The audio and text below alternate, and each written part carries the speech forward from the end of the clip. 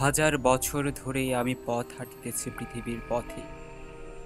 সিংহল সমুদ্র থেকে নিশীথের অন্ধকারে মালয় সাগরে অনেক ঘুরেছি আমি। বিম্বিসার অশোকের ধূসর জগতে সেখানে ছিলাম আমি আরো দূর অন্ধকারে বিদর্ভ নগরে। আমি ক্লান্ত প্রাণ এক, চারিদিকে জীবনের সমুদ্র সফেন। আমারই দুদণ্ড শান্ত দিয়েছিল নাটোরের বনলতা সেন।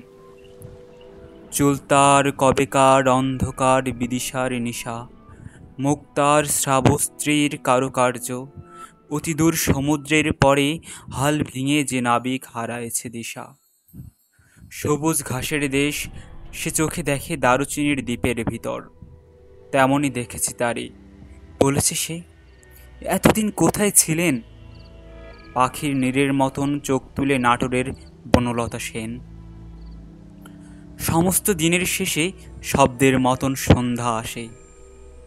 ডানার রৌদ্রের গন্ধ মুছে ফেলে চিল, পৃথিবীর সব রং নিভে গেলে পাণ্ডুলিপি করে আয়োজন। তখন গল্পের তরে জোনাকির রঙে ঝিলমিল। সব পাখি ঘরে আসে, সব নদী ফুরায় এ জীবনের সব লেনদেন।